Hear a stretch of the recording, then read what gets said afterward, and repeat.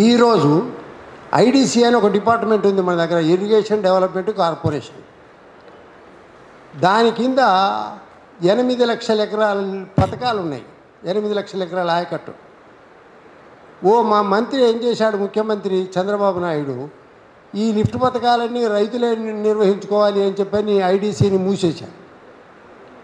ఎప్పుడైతే రైతులకు అప్పచెప్పాడో అది పంపు సెట్ కాలిపోతే రిపేర్ చేసుకునే స్థితిలో వాళ్ళు వదిలేశారు. ఇప్పటికి వదలబడినాయి 270 లిఫ్ట్ పథకాలు దళితులు గిరిజనులవి. నిన్న ఒక లిస్ట్ ఇచ్చారు, 270 పథకాలు లిఫ్ట్ పథకాలు ఇప్పుడు పనిచేయడంలా. ఇవి కాక పెద్ద పథకాలు ఉన్నాయి. అందువల్ల ఏమిటంటే త్వరగా పూర్తి అయ్యేటటువంటి మధ్య తరహా మైనర్ ఇరిగేషన్ ప్రాజెక్టులు పూర్తి చేస్తే అసలు ఈ భారీ ప్రాజెక్టులు అవసరం లేదు. భారీ ప్రాజెక్టులు ఇప్పుడు మన ఎస్ఆర్ఎస్పి ఉంది, శ్రీరామ్ సాగర్ 120 టీఎంసీలు నిలవ ఉండాలి. ఇప్పుడు ఎన్ని ఉన్నాయి? 90 టీఎంసీలు ఉన్నాయి. పూడిగా వచ్చేసింది.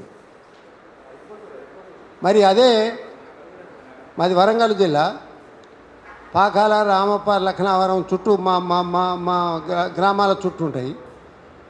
1312లో కట్టారు. 1312 అంటే దాదాపు 850 ఏళ్ల కిందట. ఒక టీ స్పూను సిల్ట్ రాలే, పూడిక రాలే. అందుకోసం ఆ రోజు కట్టినటువంటి టెక్నాలజీ కన్నా ఈరోజు టెక్నాలజీ చాలా అడ్వాన్స్ కదా. కానీ ఎక్కడుంది అడ్వాన్స్? అట కడుతూ ఉంటే ఇటు కొట్టుకపోతూనే ఉంటాయి. మళ్ళీ వెంటనే దాన్ని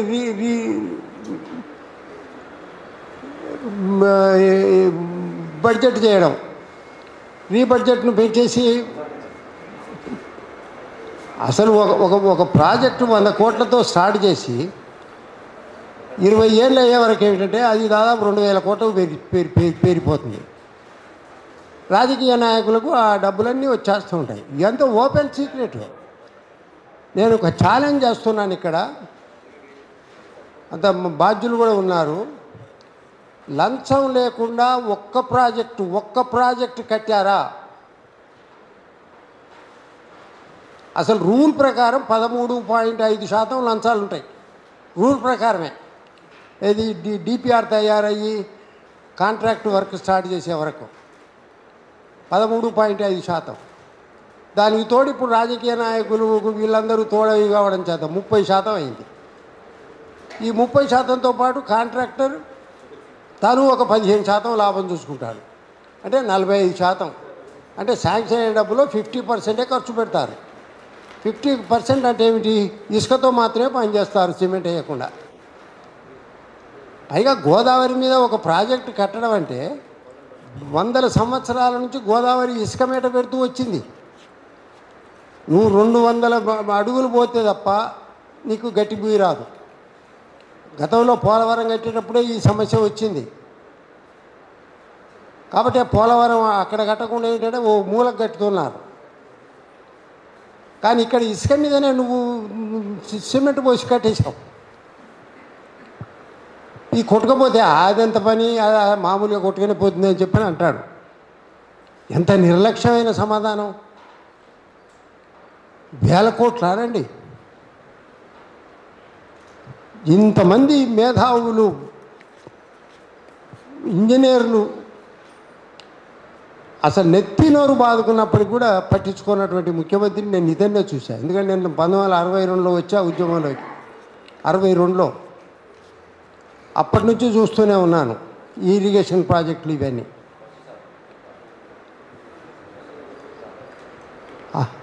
ఈ మధ్య ఇంత దుర్మార్గమైనటువంటి పరిస్థితిని చూడాల. దీనికి తోడు నిర్వాసితులను జైల్లో పెట్టడం, కొట్టడం. అసలు హరీష్ రావు అయితే అసలు ఈ గ్రామంలో ఉన్న వాళ్ళని విభజించి ఒకడికి డబ్బులు ఎక్కువ ఇచ్చి, అరే మన భూమి ఇవ్వాలి అని చెప్పని అనిపించాడు వాళ్ళతో. అలా అనిపించి కొంతమందికి డబ్బులు ఎక్కువ ఇచ్చి వాళ్ళతో అనిపించిన తర్వాత మిగతా వాళ్ళు బ్యాంకులో వేస్తాం, ఇక్కడ ఎత్తాం, అక్కడ ఎత్తాం చెప్పని బెదిరించారు. ఈయన ఎక్కడ చట్టం తెలుసుకున్నాడో నాకు అర్థం కాదు. 123 అని చెప్పాను జీవో తెచ్చాడు. తెచ్చి ఏంటంటే కలెక్టరు ఆమోదంతో అయిపోతుందని చెప్పాను. మరి అంతకుముందే 2013 జీవో ఒకటి ఉంది, కేంద్ర ప్రభుత్వం ఆమోదించింది, దానికి సవరణ తెచ్చాడు 2017 సవరణ అని.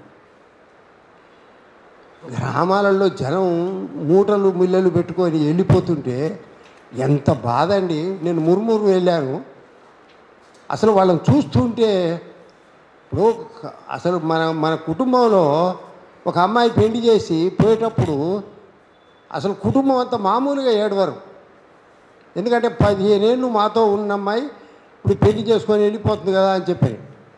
అలాంటిది మనం 70-80 ఏళ్ళుగా మనం ఒక స్థలంలో ఉండి అక్కడి నుంచి వెళ్ళగొడితే ఎక్కడికి పోవాలి? దేశానికి ఒకటి. మళ్ళీ పోనీ అక్కడేదో నువ్వు డబుల్ బెడ్రూములు సింగిల్ బెడ్రూములు కట్టినావు, ఎక్కడ కట్టింది లేదు. పైగా అమ్ముకున్నటువంటిదో భూముల కాడనో కోట్లు అవుతాయి. మళ్ళీ మనం కనుక కొనుక్కుంటే మనం 2 ఎకరాలు అమ్మితే 10 గుంటలు కూడా రాదు. ఆత్మీయత పోతుంది, ఆర్థికంగా నష్టం జరుగుతుంది. పోనీ నేను ఆశ్చర్యకరమైనది చివరి విషయం ఒకటి చెప్తాను. ఒక్క ఎమ్మెల్యే భూమి పోయినాదండి? ఒక మంత్రి భూమి పోయిందా?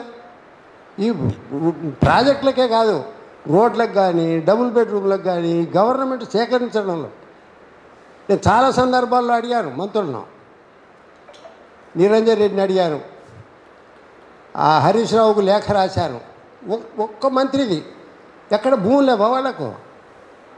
వాళ్ళ భూములలో ప్రాజెక్టులు కట్టరా? వాళ్ళ భూముల్లో కనుక రోడ్డు పోయినా ప్రాజెక్టు కట్టినా దాన్ని డైవర్ట్ చేయడానికి రింగు రోడ్డును పాము వెనుకలుగా మార్చేశారు. అలాగే ఇప్పుడు ఇక్కడ ఉన్నటువంటి మన ప్రాజెక్టులను డైరెక్షనే మార్చేశారు. అంత సమర్థులు మనోళ్ళు. మేము పవర్ పాయింట్ ప్రజెంటేషన్ ఇస్తాం, బాగా డెవలప్ చేస్తాం. 10 ఏళ్ళు పడుతుంది అలాంటి డెవలప్ చేయడానికి. అసలు అనుకోకుండా 2018 నుంచి ఇప్పటికి విపరీతమైన వర్షాలు పడ్డాయి. ఇప్పుడు ఉన్నటువంటి నిర్వాసితుల సమస్య పరిష్కారం అంటే దాదాపు లక్షల మంది ఉన్నారు. తెలంగాణలోనే నిర్వాసితులు ఎక్కువ. ఇప్పుడు 2017 చట్టం ఉంది. ఆ 2017 చట్టంలో చెప్పింది ఏమిటంటే కలెక్టర్ కనుకతోటి కనుక ఒప్పందం చేసుకుంటే అయిపోతుంది. కలెక్టర్ ఏం చెప్తాడు? పిలిచి బలవంతంగా జబర్దస్తిగా వేలుముద్రలు వేయించుకుంటాడు. 5 లక్షలు 6 లక్షలు 10 లక్షలు ఇస్తానంటాడు. మన దగ్గర కొన్న భూమిని మళ్ళీ వాళ్ళు అమ్ముకుంటే ₹1 2 కోట్లు 3 కోట్లకు. అందువల్ల ఏమిటంటే ఇది చాలా దుర్మార్గమైనటువంటిది. దీన్నంతా కూడా అవధాని గారు మంచి చిత్రీకరణ చేసి పుస్తకం రూపంలో రాశారు. ఈ మొత్తం మల్లన్న సాగరే కాదు, తెలంగాణ వరకు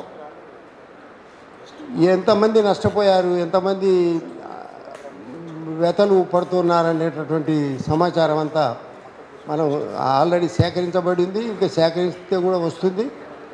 అందువల్ల ఏంటంటే ఈ దుర్మార్గం చర్యలు ఆపాలి. రెండవది, ఇప్పటికైనా ఆ మేడిగడ్డ అన్నారం శుద్ధీలను వదిలేసేయాలి చాలా స్పష్టంగా. అదే ప్రాణహిత చేవెళ్లను స్టార్ట్ చేయాలి. తర్వాత నిర్వాసితులందరికీ కూడా మార్కెట్లో ఉన్నటువంటి రేటు ప్రకారం డబ్బులు ఇవ్వాలి.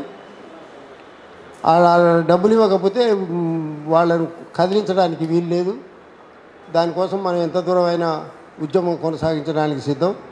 ఆయన 307 పెట్టినా 302 పెట్టినా మనం వాటిని వెనుకదగ్గేది లేదు. అందువల్ల ఏమిటంటే ఇలాంటి సందర్భంగా ఈ నిర్వాసితులకు సంబంధించి రాసినటువంటి పుస్తకం రాసిన రచయిత గారికి, ఆవిష్కర్తకు, వీరందరికీ కూడా ధన్యవాదాలు తెలియజేస్తూ ఈ అవకాశం కల్పించిన మీ అందరికీ ధన్యవాదాలు.